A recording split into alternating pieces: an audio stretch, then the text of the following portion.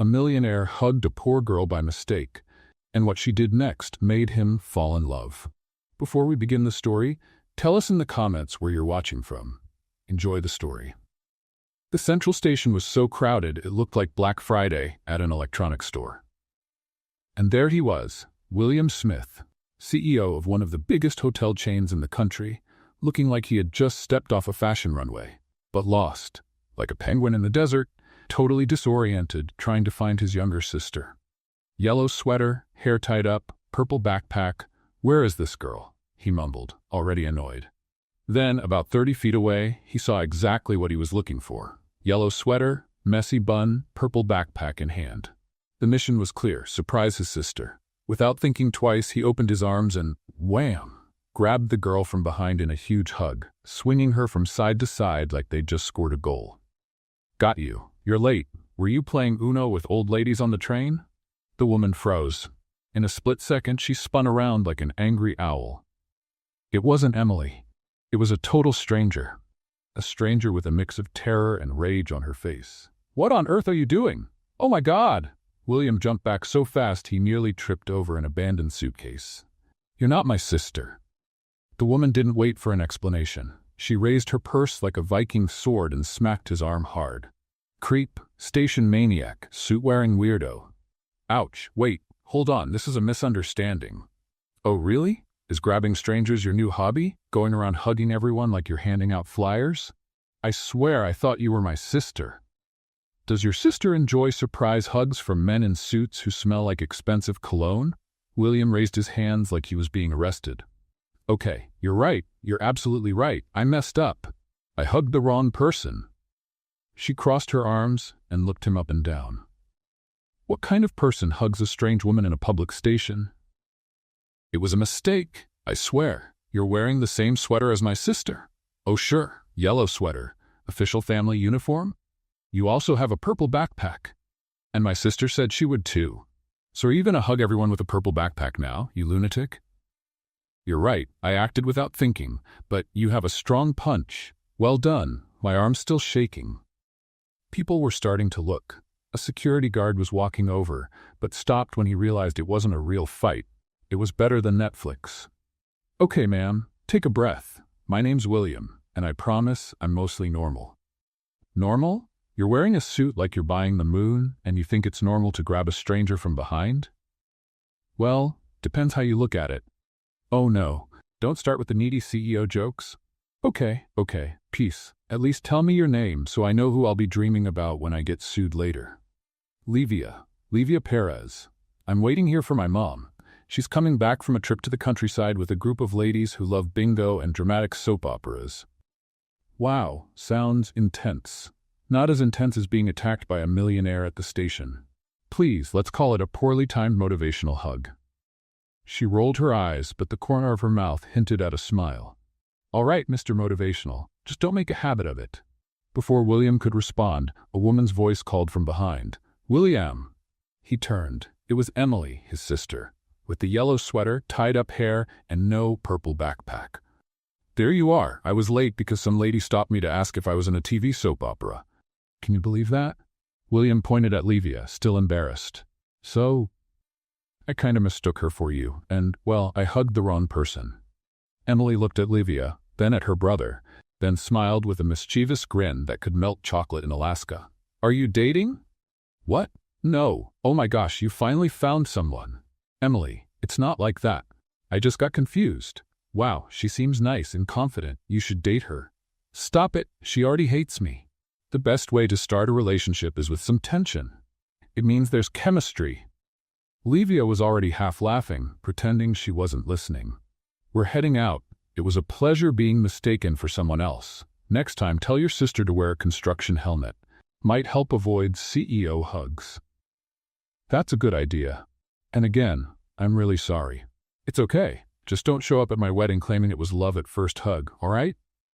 She walked away smiling and went to hug a short lady who just got off the train, pulling a pink suitcase covered in telenovela stickers. Meanwhile, William and Emily were walking in the opposite direction. She really was a nice person, Emily said, still holding on to the thought. It was a mistake. Funny, sure, but still a mistake. A mistake with a yellow sweater and a smile like an ice cream commercial. You should thank the universe. It's clearly trying to help you. If that was help, I don't want to know what sabotage looks like. You should date her. Emily. I'm serious. It was fun watching you get all awkward. She balances you out, and she seems like the kind of woman who'd slap you when you deserve it. You need that. William sighed but didn't reply. As they got into the car, he glanced back one more time. Livia was still there, her mom pointing at something in a store window. She laughed again. He closed the car door. Okay, maybe I should have asked for her full name. Emily smiled. You're going to dream about her tonight, I bet. William looked out the window and said, almost in a whisper, I already am. William was having one of those days where not even 1,000 cups of coffee would help. 3 meetings with investors, a presentation for the board, and Emily calling every 20 minutes to ask if he'd looked up the girl in the yellow sweater on social media. For the last time, Emily, I'm not going to stalk her. That would be creepy. Creepier than grabbing her at the station? You're never going to let me forget that, are you? Never. It's my new hobby. By the time night came, William was exhausted. Not even the thought of the 500 luxury rooms in his latest hotel project could lift his mood. He needed a distraction, and Emily had the perfect one. The movies. There's a new romantic comedy about a guy who meets a girl after bumping into her on the street. Seriously? Coincidences happen. They arrived at the mall just as the movie was about to start. The snack bar line looked like a restless snake, long and twitchy. William adjusted his sunglasses, his not-so-subtle disguise to avoid being recognized. You look like a hungover secret agent, Emily said. Exactly what I'm trying to. He stopped mid-sentence. Just a few steps away stood Livia. She was wearing jeans and a simple t-shirt with a sunflower print, laughing with a curly-haired friend who was gesturing like she was conducting an invisible orchestra. Emily, don't look now, but... Too late. Emily had already whipped her head around so fast it almost popped off. It's her. It's the girl from the station, she yelled, with zero discretion. Livia turned as if she'd heard a fire alarm. Her eyes widened when she saw William, who was now trying to hide his face behind his wallet. Seriously? Livia laughed, walking over. The serial hugger is following me now? William lowered his sunglasses, defeated. I swear I didn't plan this. I bet you planted a GPS tracker in my bag after you tackled me with that hug. Technically, you hit me, with your bag, and surprising strength, I might add. Livia's friend nudged her. Who's the handsome guy in sunglasses indoors? Long story, Mel.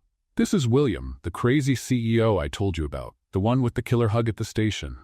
Oh, the guy you said smelled like money and had a toothpaste commercial smile? Livia choked and elbowed her friend. I never said that. William raised an eyebrow and smiled. Smelled like money? Interesting. Don't mind Mel, she has frequent hallucinations. Emily, now practically glowing, grabbed Livia's arm. Are you two seeing this movie too? What a coincidence, we should sit together. I'm not sure that's a good, William began. It's a great idea, Mel interrupted, exchanging a knowing look with Emily. We're already forming our secret club. Embarrassing William in public? Livia suggested. Exactly. Emily agreed. The 4 of them ended up sitting in the same row, with William and Livia coincidentally placed side by side by the 2 amateur cupids. During the trailers, William whispered, Can I buy you a soda as an apology for the hug trauma? I think the bare minimum would be a soda, large popcorn, and a note from a therapist. He laughed. When the lights finally went out, William felt something strange in his chest. A mix of nervousness and joy that not even signing a $1 million contract could bring. The movie was about a clumsy guy who accidentally spilled coffee on the girl of his dreams, and then kept running into her everywhere. Very subtle movie choice, Emily, William muttered to his sister.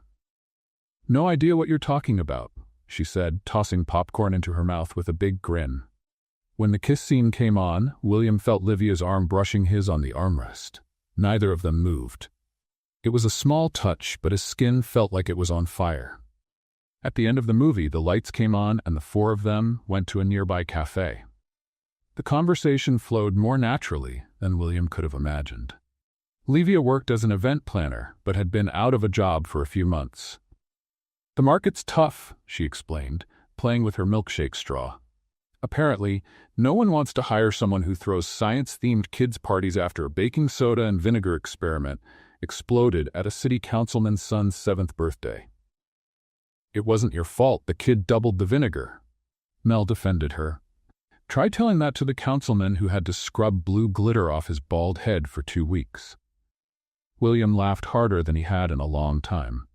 My company is looking for someone in the events department. You should send your resume. Oh, sure. And under special skills, I'll put ambushing CEOs at train stations? That might actually be a competitive edge, he joked. Emily and Mel exchanged another glance, smiling like their plan had just worked out. When it was time to say goodbye, Emily and Mel mysteriously disappeared to buy something urgent at a store, leaving William and Livia alone. They're not very subtle, are they? Livia said. Emily has all the subtlety of an elephant in a glass shop. An awkward silence settled between them for a moment. So, they both started at the same time. You first, William said. That job thing, was that serious or just a pickup line disguised as kindness? Both, he smiled. We really are looking for someone, and I really would like to see you again. No surprise hugs, I promise. Well, I really need a job, but working for the guy who hugged me, that'd be weird. Think of it as material for future embarrassing stories to tell your friends. Livia smiled and pulled out her phone. All right, give me your number. I'll send my resume tomorrow. William gave her his contact info, suddenly feeling nervous for no reason. When Mel and Emily came back, suspiciously without any shopping bags, they all said goodbye. On the way home, Emily couldn't stop smiling. What? William asked, pretending to be annoyed. Oh, nothing. Just thinking how I'm going to be a great maid of honor. We barely know each other. Yeah, but you saved her number, didn't you? William looked at his phone and realized, horrified, that in his hurry he hadn't saved Livia's contact. Shoot, I forgot to save it. Oh, brother, you really need help. That night, William couldn't sleep. He stared at the ceiling, thinking about yellow sweaters and smiles that belonged in an ice cream commercial, and praying Livia would actually send that resume.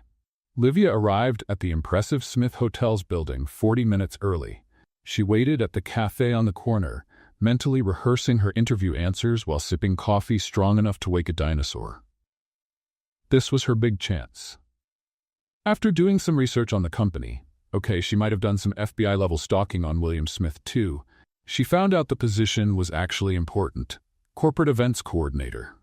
Wearing her only suit, bought at a clearance sale 3 years ago, Livia tried to ignore the nerves in her stomach. She really needed this job. Her rent was late, and her last proper meal was instant noodles with ketchup. You've got this, Livia. Just don't mention the hug incident, the bald councilman, or that time you confused salsa with hot sauce at the Cohen's bar mitzvah. As she stepped into the fancy lobby, she was greeted by a receptionist with a toothpaste commercial smile. Good morning. I have an interview at 10. Livia Perez. Ah, yes. The receptionist studied her with curious interest. You can go up. 22nd floor. Mrs. Palmer is expecting you. Livia took a deep breath in the elevator. Mrs. Palmer, she repeated in her head. At least William wouldn't be interviewing her. That would be way too weird. When the elevator doors opened, a woman with gray hair and perfect posture greeted her. Miss Perez, I'm Diane Palmer, head of HR. Please follow me. Livia followed her down a marble hallway, feeling like she was walking into Mount Olympus. Mrs. Palmer stopped in front of an impressive door. Mr. Smith likes to personally handle the final interviews for strategic positions. Mr. Smith? Livia's heart nearly stopped. Which one? William Smith, our CEO. He rarely does this. Consider yourself special. Before she could process what was happening, Livia was practically pushed into a huge room with a panoramic view of the city. And there he was, William Smith, sitting behind a solid wood desk, holding his phone, looking just as surprised as she was. Livia? William? Mrs. Palmer looked at both of them, confused. You know each other? William stood up quickly, adjusting his tie as if he needed something to do with his hands. Yes, we ran into each other recently. Literally, Livia added. It was a very impactful meeting. William coughed, hiding a smile. Mrs. Palmer, could you leave us, please? I'll handle the interview myself. Once the door closed, they looked at each other in silence for a few seconds. William was the first to speak. So you actually sent in your resume? Are you really looking for someone, or was this just an excuse to see me again? William walked around the desk, leaning against it with his arms crossed. Both, actually, he admitted. Your resume is impressive, even with the city council incident. You looked me up. My HR department is very efficient, he smiled. But to be honest, I also asked Emily about you, and she asked Mel. That should creep me out, but somehow it's kind of sweet in a weird way. William laughed and motioned for her to sit. Let's do this the right way, a real interview. Of course, totally professional. As if you never hugged me from behind at the train station. Or as if you never called me a suit-wearing creep. As strange as it seemed, the interview flowed naturally. William asked real questions about experience, skills, and expectations. Livia answered honestly and with humor, describing her past projects, including a medical conference where she managed to find a chef at the last minute after the original one had an allergic reaction to shrimp. Impressive. And it says here you speak 3 languages, English, Spanish, and enough Italian to order food and yell at taxi drivers. William couldn't help but laugh. You're really different, Livia. Different in a good way or a let's end this interview now kind of way? Definitely a good different. His gaze lasted a second longer than it probably should have. Livia felt her cheeks warm. Well, William shuffled some papers on his desk, clearly trying to keep it professional.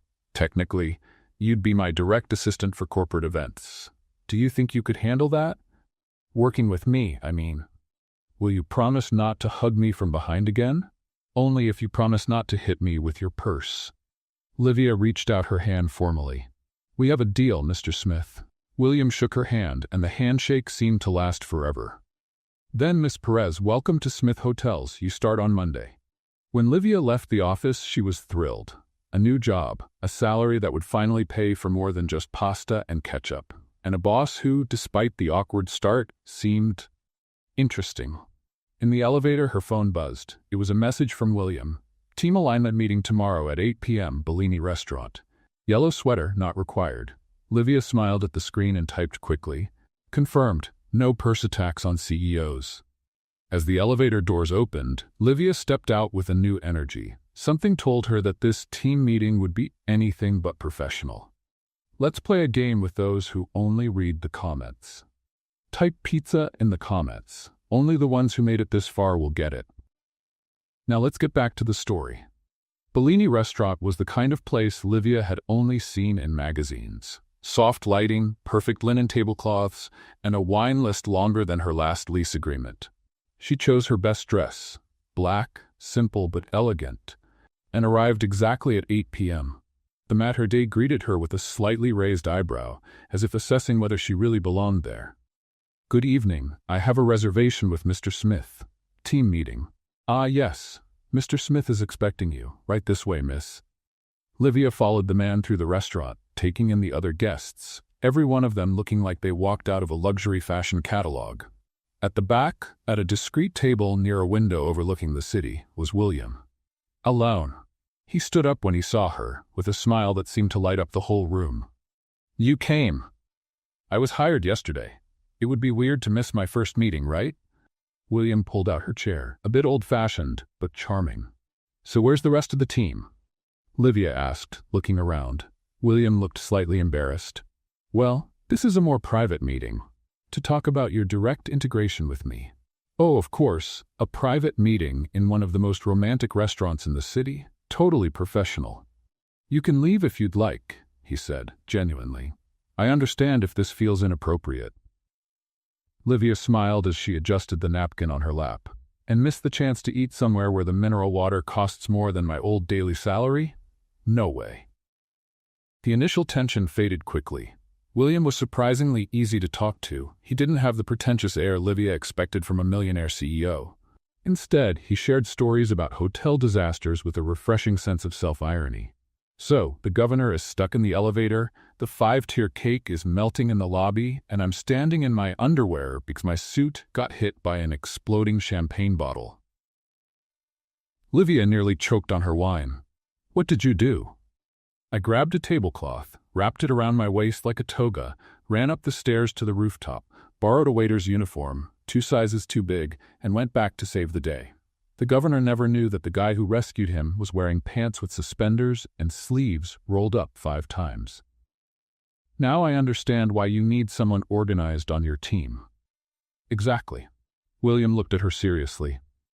You have no idea how refreshing it is to be with someone who's not trying to impress me all the time. Who said I'm not trying to impress you? I haven't dropped a single fork. That's a personal record. Their conversation naturally moved into more personal topics. Livia spoke about growing up as the only child of a literature teacher who loved Mexican soap operas. William shared the pressure he felt taking over the family business at 26 when his father got sick. Sometimes I feel like I'm living the life everyone expected of me, not the one I truly wanted, he confessed, swirling his wine glass.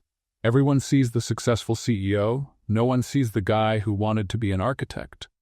An architect? Really? I used to draw buildings as a kid.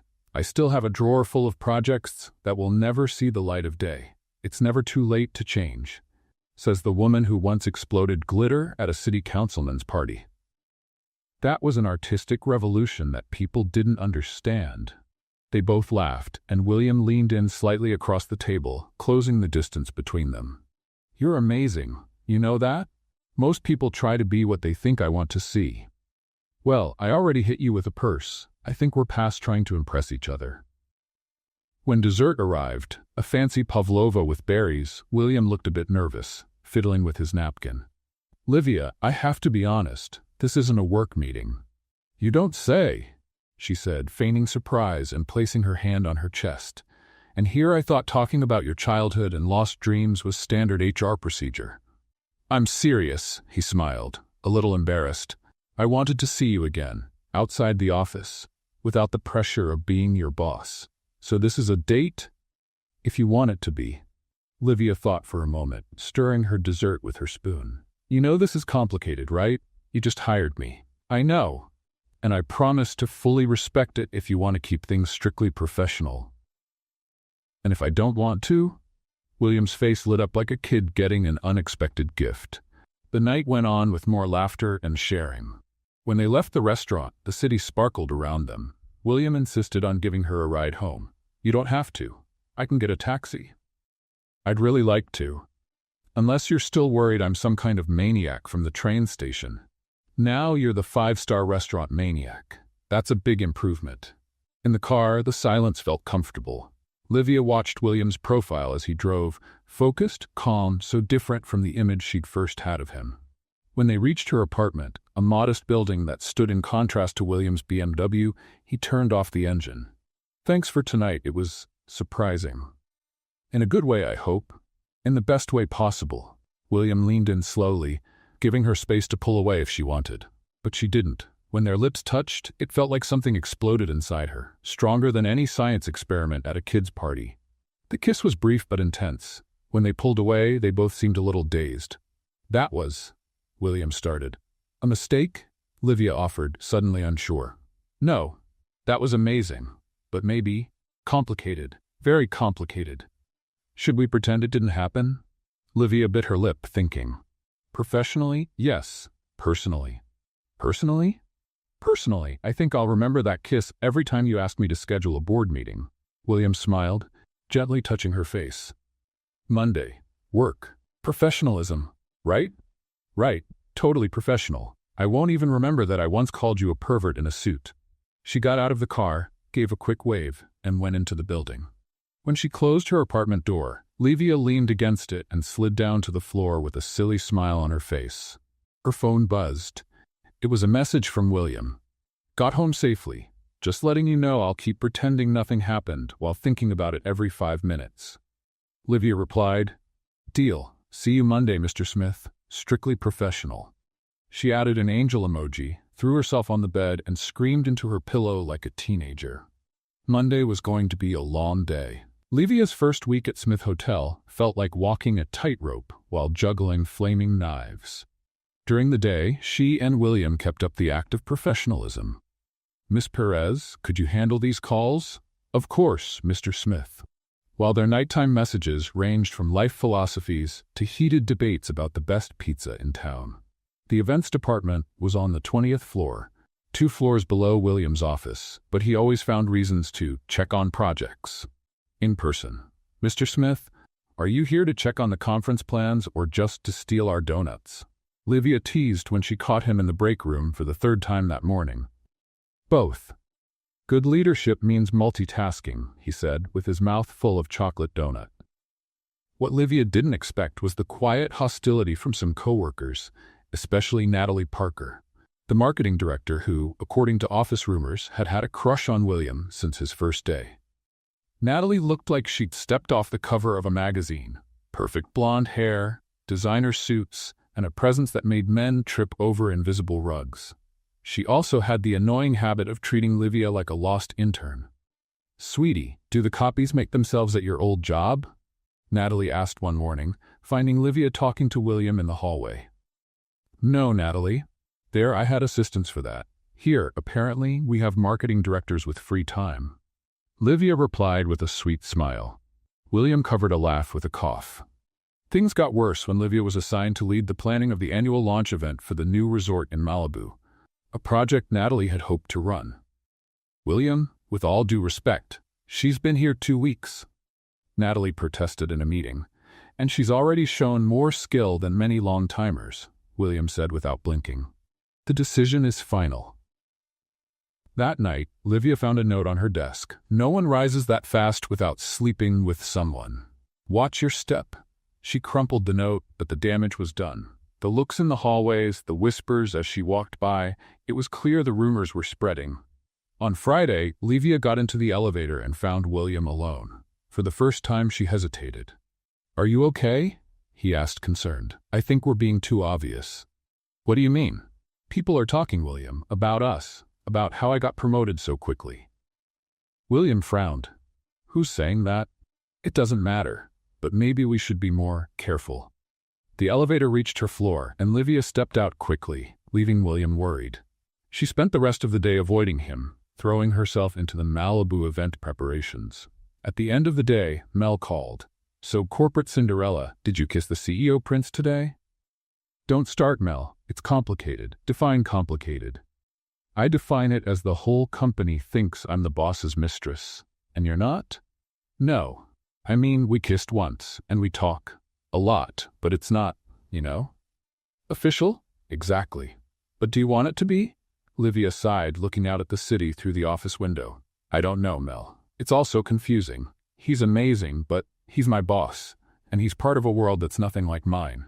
What Livia didn't know was that Natalie was in the hallway, secretly taking a photo of her phone conversation. The picture showed Livia smiling, the city behind her, looking dreamy, perfect to fuel the rumors. On Monday morning, Livia had barely set her bag on the desk when William appeared, visibly tense. "We need to talk, now." She followed him to his office, where he carefully closed the door. "My father wants to speak with you." "Your father, Mr. Smith, the chairman of the board?" "That's right. Why?" William ran his hand through his hair in frustration. "Apparently, someone sent him some photos of us, suggesting an inappropriate relationship." "What photos?" "We were just talking in the hallway. You were on the phone, smiling. Nothing inappropriate, but enough for someone with bad intentions." "Exactly." Livia felt her stomach drop. "What do we do now?" William looked at her with a mix of frustration and affection. "I'll take care of it. Just don't worry, okay?" But it was impossible not to worry, especially when, that afternoon, Livia was called up to Mr. Smith's office on the top floor, the corporate Olympus that only a few employees ever saw, and usually not for good reasons. Richard Smith's office looked like a museum of corporate power, modern art worth millions, a panoramic view of the city, and a desk that seemed carved from a single century-old tree. The man behind the desk had William's eyes, but none of his kindness. Richard Smith was capitalism without a filter, imposing, calculating, impressive. "Miss Perez, have a seat," he ordered, not standing up. Livia sat down, her legs slightly trembling. "Mr. Smith, it's a pleasure to finally—" "Let's get to the point," he interrupted. "My son has always had a problem with boundaries, especially when it comes to pretty women at the office." Livia felt her face flush. "With all due respect, sir, I'm not sure what you're referring to." Richard Smith slid some photos across the desk, all harmless, but clearly chosen with care. William laughing with Livia in the break room, the two talking in the hallway, Livia on the phone looking thoughtful. These showed up in my email yesterday, anonymous, but telling. There's nothing to tell, sir. We're co-workers. The older man leaned back in his chair, studying her. Miss Perez, you seem like a smart woman. So you'll understand when I say that Smith Hotels is more than a business, it's a legacy. William will take my place one day, but to do that, he needs someone suitable by his side. The implication hung in the air like a toxic perfume. Are you saying I'm not suitable? Based on what? Let's be honest. You're a pretty girl from a modest background who got promoted very quickly. Appearances matter in our world. Livia felt anger rising in her throat. I earned that promotion through hard work, and my background doesn't define my skills. I'm sure that's true, he smiled without warmth. Still, suggesting that you and William are more than coworkers would be damaging for both of you. At that moment, the door opened. William walked in, clearly furious. Dad, this is ridiculous. You can't intimidate my team. We were just having a conversation, son. About what? Threatening her position? Clarifying expectations. William turned to Livia. Are you okay? She nodded, though she wasn't. Miss Perez, would you excuse us? Richard asked with fake politeness. As the door closed, she could still hear their raised voices. Words like company image, scandal, and responsibility echoed down the hallway. She went back to her desk, trying to process what had just happened. Her phone buzzed with a message from Mel, emergency lunch, now. At the restaurant near the building, Livia dropped into her chair. He basically called me a social climber, like I'm using William to move up in the company. What a snob. Mel said, clearly angry. What are you going to do? What can I do? He's William's father, the owner of the company. And William? I don't know. He seemed really upset. As if on cue, Livia's phone rang. It was William.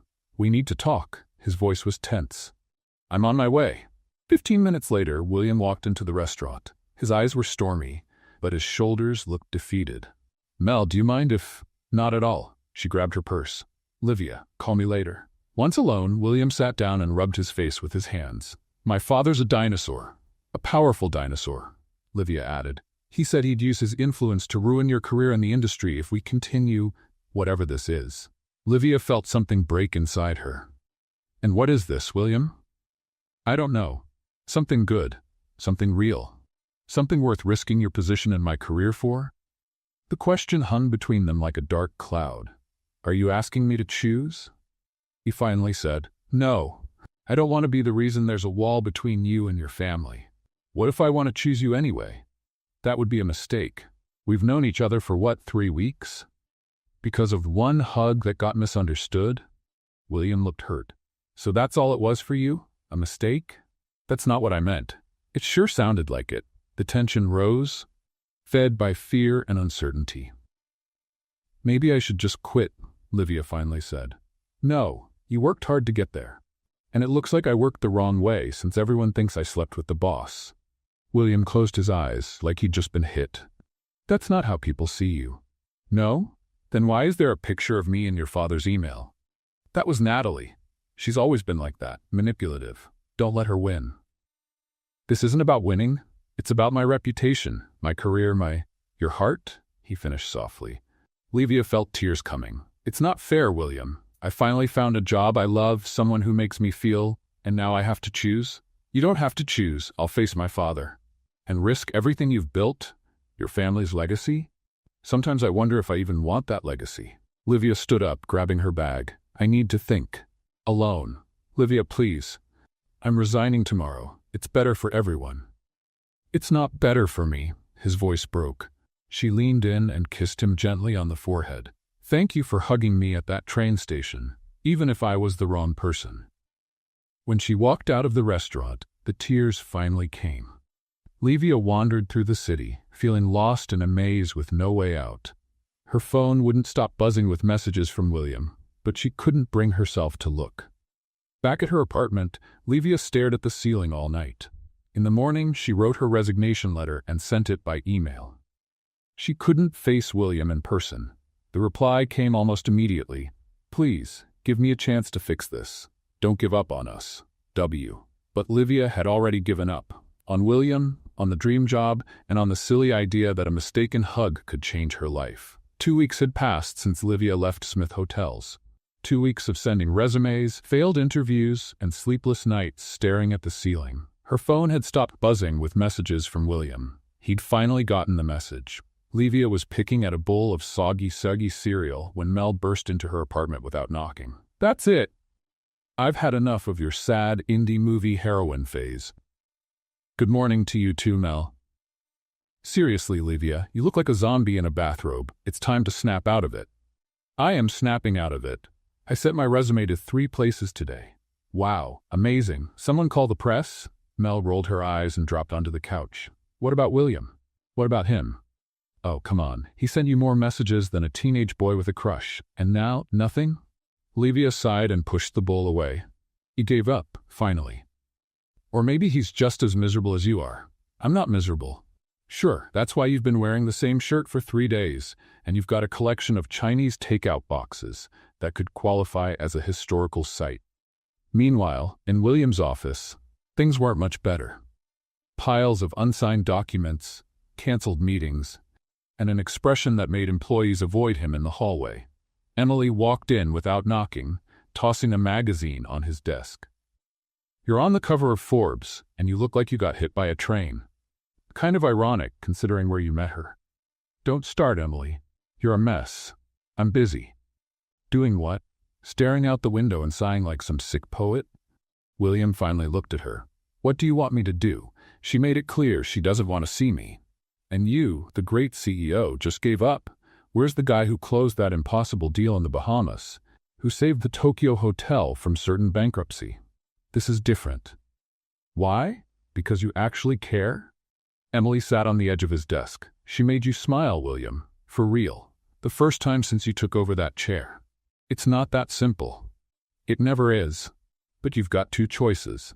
Stay miserable or do something about it." That night, William was driving around the city with no destination. Without realizing it, he ended up in Livia's neighborhood, parking in front of her building.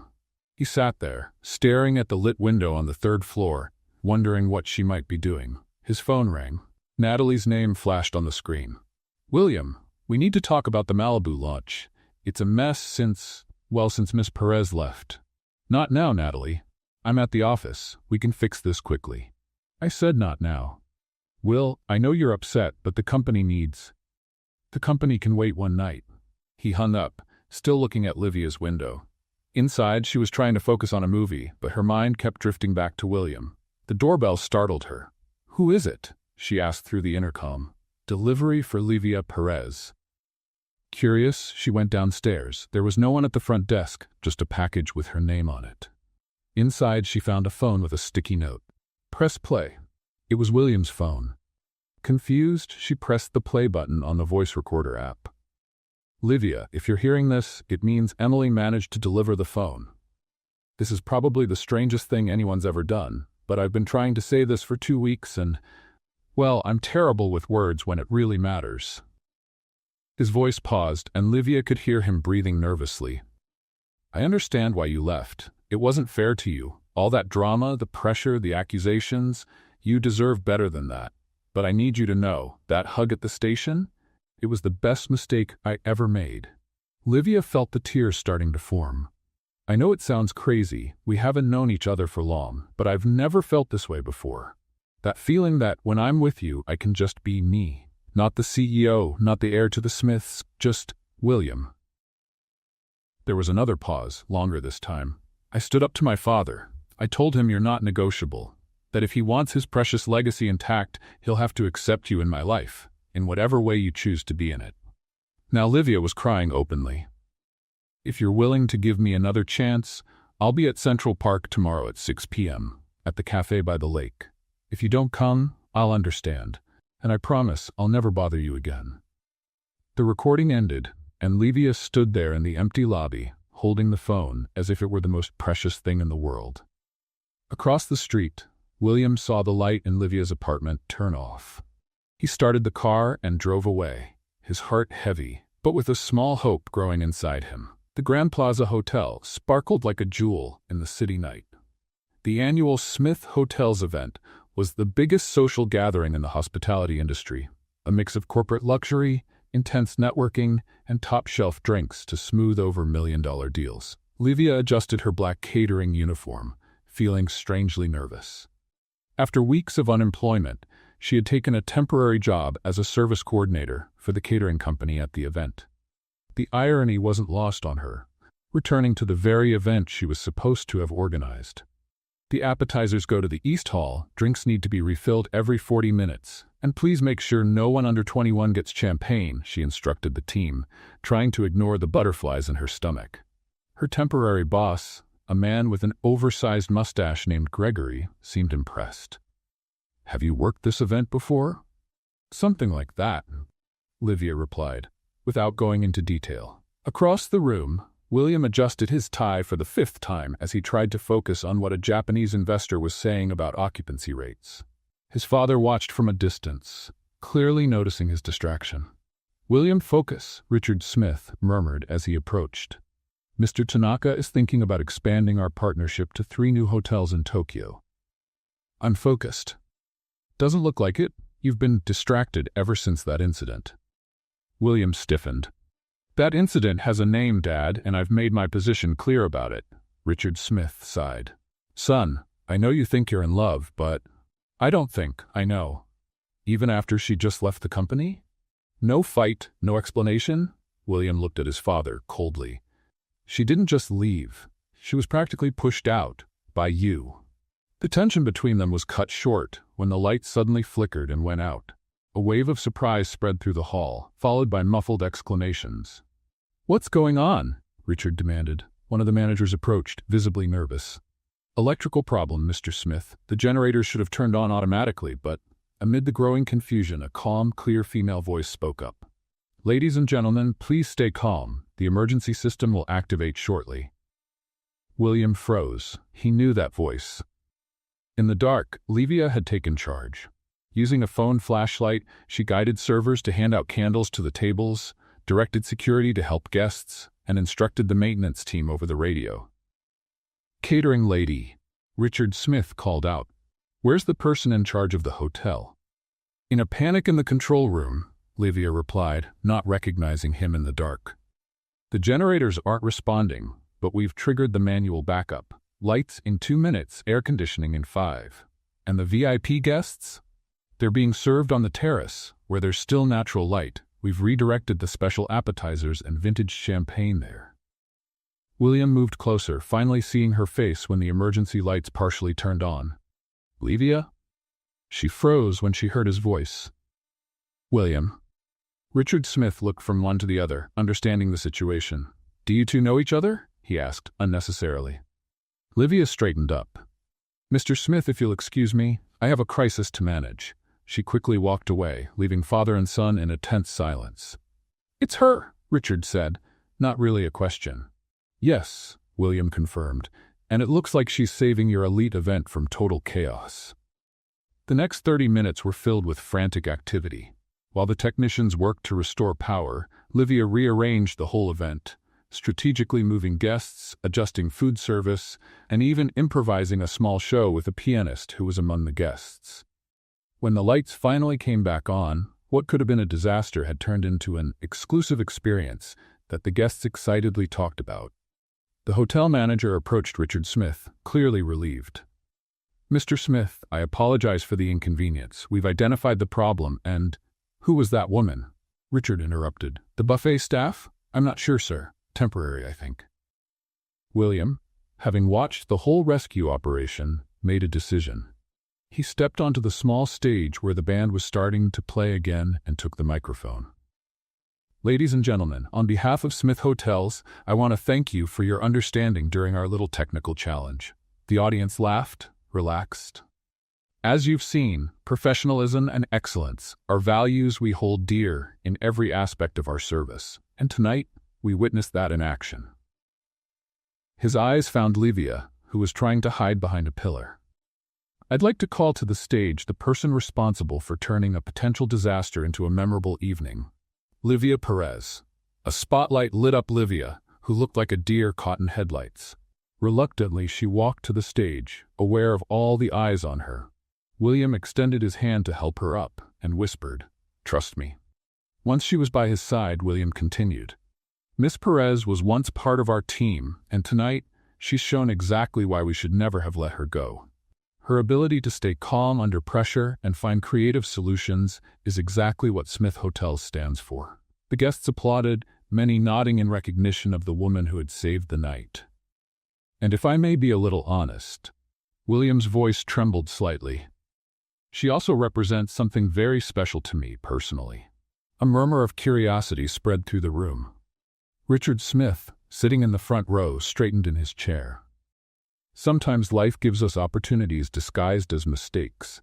Like hugging the wrong person at a train station, tears started to form in Livia's eyes, only to find out she was the right person all along. William turned to face her, completely forgetting the audience. I was an idiot, Livia. I should have fought harder. I should have shown you that you're worth any sacrifice. Because you are. The music had stopped. The entire room was silent. William, Livia murmured, embarrassed and emotional. I'm not asking you to come back to the company. I'm asking you to come back to me. If you want. A single applause started from the back of the room. Soon, dozens joined in until the whole room was clapping. Richard Smith, after a moment of shock, slowly stood up and, to everyone's surprise, clapped as well. Livia, her face wet with tears, smiled. That was incredibly unprofessional, Mr. Smith. Completely. Fire me. And there, in front of 300 of the most important names in the hotel industry, she kissed him. 3 months later, Livia was sitting on the couch of her new apartment, considerably bigger than her old one, although she had insisted on paying the rent by herself. Her new event planning company, Abrazo Certo, already had a waiting list of clients, many referred by William. The phone rang. It was Mel. How's the most entrepreneurial woman in town? Overwhelmed, stressed, and incredibly happy, Livia replied, laughing. And the romance with the handsome CEO? Going well. Surprisingly well. Does Daddy still wrinkle his nose? Livia smiled, remembering the last family dinner. Let's just say he's in the process of accepting it, especially after I organized his anniversary party and impressed all his snobby friends. Brilliant. Using your skills to win over the father-in-law. Pure strategy, Livia joked. Hey, I need to hang up. William should be here any minute to take me to lunch with Emily. Talk later. When Livia hung up, she looked around. Her new apartment still had boxes to be unpacked, but it already felt like home. Her phone buzzed with a message from William. I'm on my way. Emily is looking forward to seeing you. Get ready for some invasive questions about our future. Livia replied with a panic emoji and got ready. She chose a simple yet elegant dress, very different from the buffet uniform or the formal suits she wore at Smith Hotels. The doorbell rang right at noon. William was there with that smile that still made her heart race. Ready for my sister's interrogation? He joked, giving her a soft kiss. More or less. Where is she? Oh, she'll be late, as always. On the way to the restaurant, William seemed strangely nervous, tapping his fingers on the steering wheel and checking the rearview mirror more times than necessary. Everything okay? Livia asked. You're acting like you just robbed a bank. What? No, everything's perfect, absolutely normal. William Smith, you're the worst liar in the world. Your ear turns red when you try to deceive someone. He instinctively touched his ear. Damn, is it that obvious? Like a neon billboard. What are you up to? Nothing. I'm just excited to get to the restaurant. But instead of going to their usual spot, William turned into a park Livia had never visited before. I thought we were having lunch with Emily. Change of plans. She's meeting us here. The park was strangely empty for a sunny Saturday. William parked and led Livia down a wooded path to a small clearing. To her surprise, there was an elegantly set table for two, with candles, despite it being daytime, flowers, and a bottle of champagne in an ice bucket. William, what is this? A lunch? He suggested innocently. Where's Emily? She might be a little later than I mentioned. Livia narrowed her eyes, suspicious, but was swept up in the romantic atmosphere. The lunch was delicious, all her favorite dishes, served by a discreet waiter who appeared and disappeared like magic. Is this to celebrate something I forgot? She asked after dessert. Not exactly. William seemed increasingly nervous. Do you remember the first time we met? How could I forget? You attacked me at the station. I prefer the term enthusiastically hugged. You called me your sister and mentioned old ladies playing Uno. Details, details. William took her hands in his. That wrong hug was the best thing that ever happened to my life. Livia felt her heart race. William, let me finish, or I'll lose my courage. These past few months have been the happiest of my life. You're different from anyone I've ever met. You challenge me, make me laugh, and you're not impressed by my money or status. Actually, your apartment is pretty impressive, she joked, trying to hide her emotions. What I'm trying to say is… He took a deep breath. I think I'm ready for another big mistake. At that moment, a group of people emerged from behind the trees. Emily was there, along with Mel, Livia's mom, and even Richard Smith, who looked slightly uncomfortable but smiling. What's going on? Livia asked, confused. William knelt on the grass and took a small box from his pocket. Livia Perez, would you make the mistake of marrying me?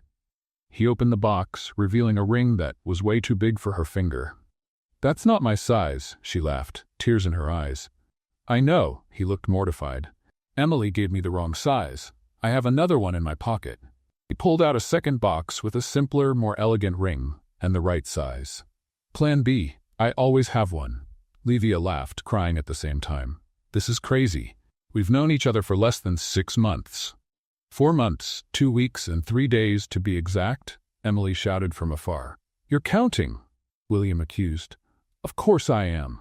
Livia looked at the man kneeling in front of her, then at the people watching eagerly, and back at William. Yes, she said finally. Yes, I'll make this glorious mistake with you. He slid the ring, the right size, onto her finger and kissed her, while everyone applauded. Mel whistled. Emily jumped like a child, and even Richard Smith seemed emotional, discreetly wiping the corner of his eye. Livia's mom came over and hugged her daughter. My daughter marrying a man who hugged her by mistake. This is soap opera material. Mom. What? It's true. If this were a soap opera, you'd be the humble girl who wins over the rich guy. William extended his hand to his future mother-in-law. I promise I'll take good care of her, Mrs. Perez. I know you will, dear, and if you don't, she'll hit you with her purse again. Everyone laughed, and the impromptu celebration continued into the afternoon. When they were finally alone, William and Livia sat on a park bench, watching the sunset. So, future Mrs. Smith, he started. Perez Smith, she corrected him. Sorry. Future Mrs. Perez Smith, any regrets? Livia looked at the ring on her finger, then at the man beside her. Just one. What's that? That I didn't have a bigger purse that day at the station. It would have made a bigger mess. William laughed, pulling her closer. I love you, you crazy woman. I love you too, you suit-wearing pervert. The big day arrived on a sunny Saturday morning. The wedding was going to be relatively small at Livia's request, as she preferred quality over quantity. Still, the guest list had grown to include important executives, celebrity clients of the hotels, and nearly all the staff from Smith Hotels. Let's have a little fun with those who only read the comments. Type Coca-Cola in the comments. Only those who made it this far will understand. Now let's get back to the story. Livia was in the makeshift bride's suite, while Mel adjusted the final details of her dress. Stop moving, Mel complained with pins in her mouth. I can't. I'm nervous. What if I trip? What if I forget my vows? What if a meteor falls right in the middle of the ceremony? Mel finished. Relax. It's gonna be fine. Emily entered, holding 2 glasses of champagne.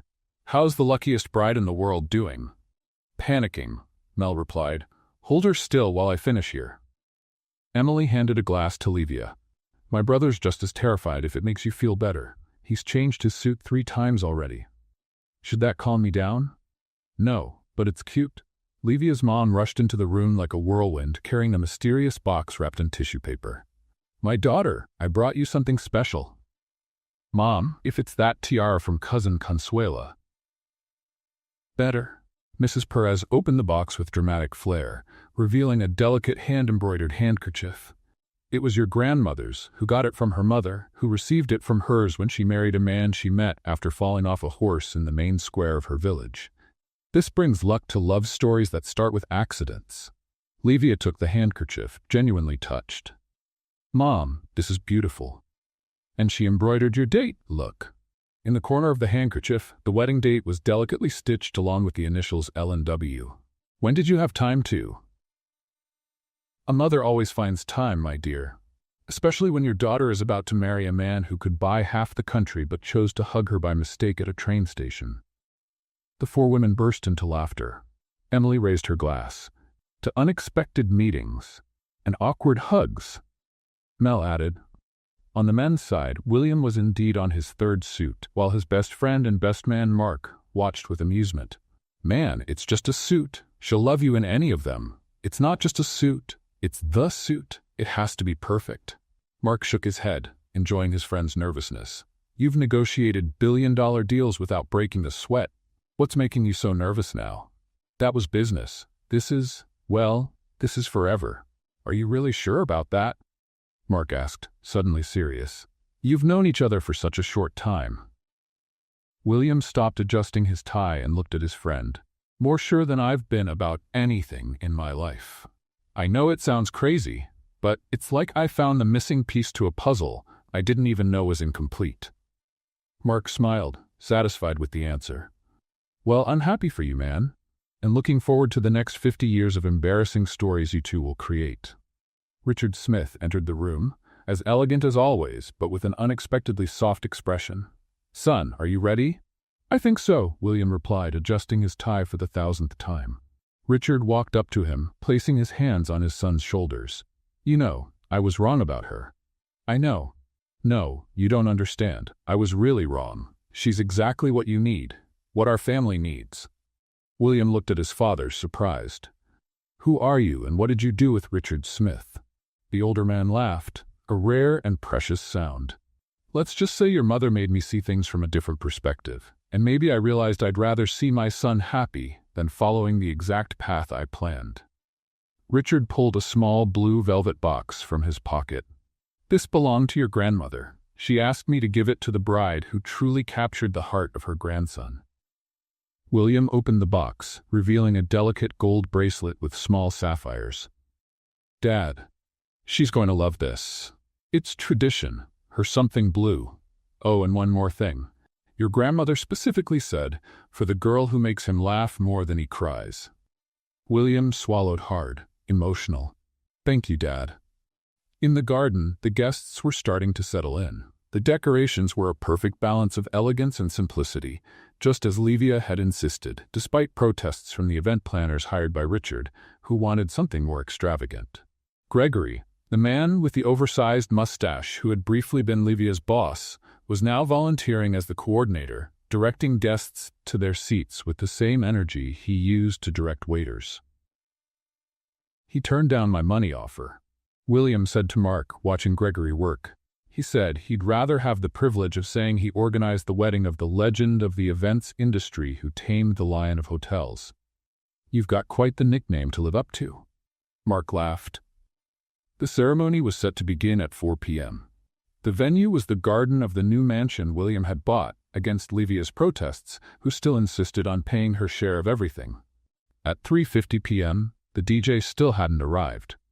At 3:55 p.m., Livia's grandmother realized she had forgotten her dentures at the hotel. By 4 p.m., half the guests were seated, but the officiant still hadn't shown up.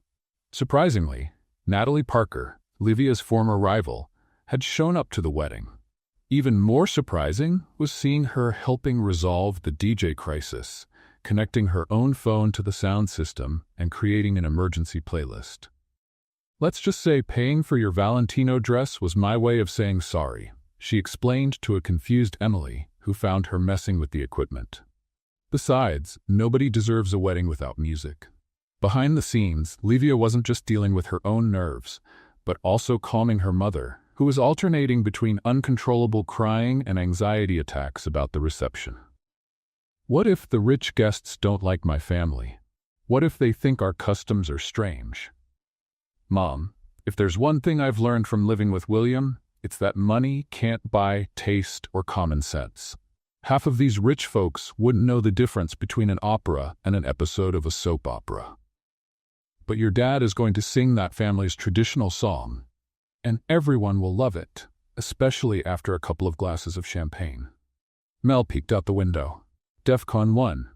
Livia's uncle has already started telling the story about how he won a dance championship in 1979. How much alcohol has he had? Livia asked, worried. Enough to think he can challenge Richard Smith to a tango duel. Oh my God. Livia placed her hand on her forehead in theatrical despair. This wedding is going to feel like a failed cultural merger. I think it's amazing, Emily said, adjusting her bridesmaid dress. My side of the family looks like they walked out of a corporate robot catalog. A little chaos is exactly what we need. Even the absence of the officiant had its unexpected benefit. The delay gave Livia's grandmother time to get her dentures, which were quickly brought by a driver sent by William. My grandson is an angel, the woman declared, putting her dentures in place with perfection. Just imagine sending someone to get an old lady's teeth so she can smile at the wedding. At 4:15 p.m., everything seemed to be ready. The DJ was improvising a playlist from Natalie's phone. Livia's grandmother was smiling, now with her teeth, and the officiant had arrived, profusely apologizing for being late due to traffic. In the garden, decorated with lights and flowers, a peculiar mix of worlds was taking place. Executives in designer suits were happily chatting with Livia's uncles about barbecue recipes. Elegant socialites were taking selfies with Livia's mom, fascinated by her contagious energy. Even Richard Smith had been captured by a group of the Perez family ladies who were teaching him basic salsa steps. I never thought I'd see my dad dancing, William said to Emily, watching the unusual scene. I think Livia has brought more joy to this family than years of therapy ever could. The moment had arrived. The music began. William waited at the makeshift altar, looking both terrified and ecstatic. Emily, as the maid of honor, walked first, followed by Mel. Then everyone stood up. Livia appeared, stunning in her simple yet elegant dress, walking down the aisle with her mother, who was crying uncontrollably. Mom, you promised you wouldn't cry. I lied. Mrs. Perez sobbed, with no shame.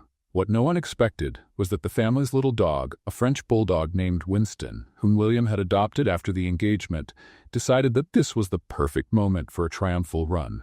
The little dog, wearing a tiny bow tie, ran down the central aisle, happily barking, much to the guests' delight.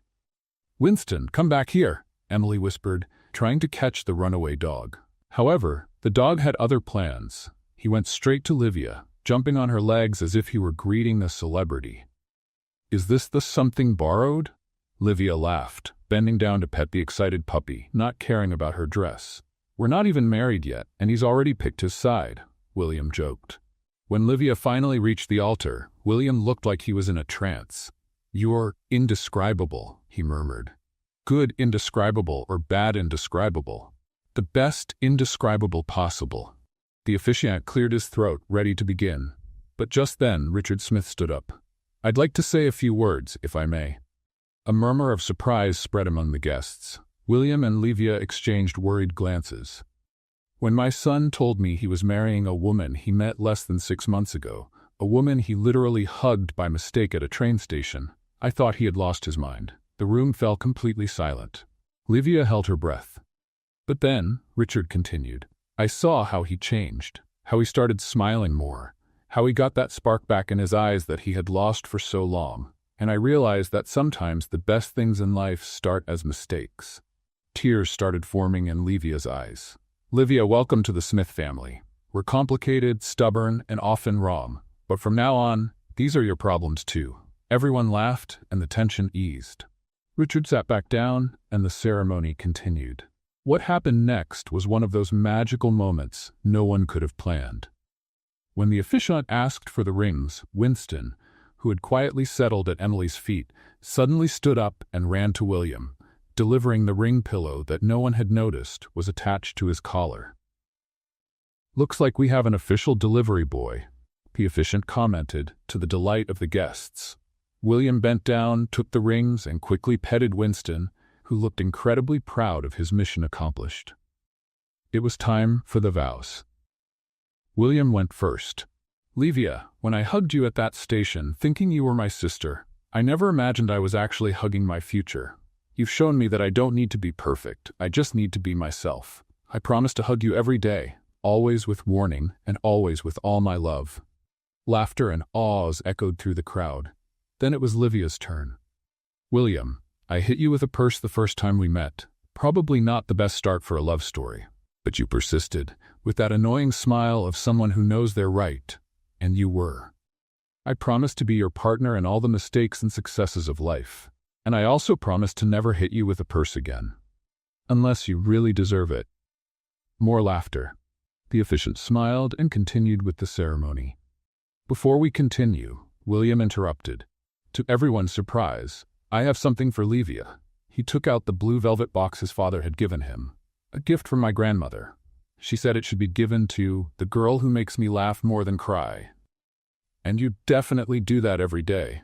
Livia was speechless as she saw the delicate bracelet, allowing William to place it on her trembling wrist. Something blue, she whispered. To match the sky in your eyes, William murmured, just for her to hear. When it was time for the I-do's, neither of them hesitated for a second. I now pronounce you husband and wife. You may kiss the bride. William held Livia's face in his hands. Thank you for being the wrong person at the right time. Thank you for being the most perfect wrong hug in the world. They kissed while the guests applauded. Emily was openly crying, Mel was whistling, and Richard Smith looked genuinely happy. At the reception, the party was lively. Livia's grandmother, now with her dentures back, was dancing energetically with one of William's uncles. The DJ, finally present, was playing an eclectic mix that pleased everyone.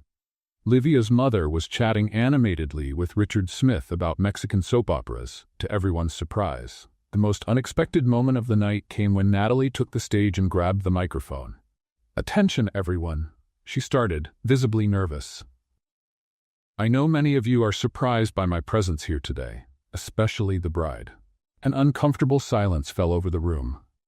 Livia, I want to publicly apologize for my behavior in the past. I let jealousy and insecurity take over me, and I did things I'm not proud of. Livia, sitting at the main table, looked at the woman who had almost destroyed her career in surprise. William, Natalie continued, has always been a fair and respectful boss, and I turned that into something it wasn't. But seeing you two today, I understood what everyone already knew. You are perfect for each other. She raised her glass. So I'd like to propose a toast to the couple who showed us that the best encounters in life are the ones we don't plan. And Livia, is your new events department hiring? The tension broke into laughter, and Livia gracefully stood up to hug her former rival. In a moment of pause, William pulled Livia aside to a quiet corner. Happy? More than I ever thought was possible. Even with all the chaos? Especially with all the chaos. It makes everything more ours. Looking around the room, where their very different families were blending perfectly. Emily teaching dance steps to Livia's cousins, Livia's mother proudly showing photos on her phone to company executives, Winston running between tables gathering affection from all the guests. Livia felt a deep certainty. This was just the beginning of a life full of unexpected moments, wonderful messes, and hugs. Lots of hugs. All at the right time, with the right person. William smiled, hugging her like that first day, but now it was the right hug, with the right person. You know, there's one thing I've always wanted to ask you, Livia said. What? How did you not realize I wasn't your sister? I mean, you hugged me from behind. William laughed, a little embarrassed. Honestly, I was so focused on surprising you that I didn't even think about it. I just saw the yellow sweater and acted on impulse. Best mistake of your life? Without a doubt. The music switched to a romantic ballad, and William extended his hand. Dance with me, Mrs. Perez-Smith?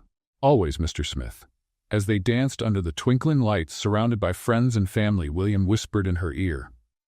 Nothing like a wrong hug to get you to the right place. Livia smiled, resting her head on his shoulder. The most right place in the world.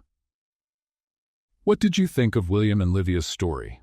Share your thoughts in the comments. Rate this story from 0 to 10. What score would you give it? Subscribe to the channel and hit the bell to follow all our stories, and feel free to watch more heartwarming stories by clicking here on the final screen.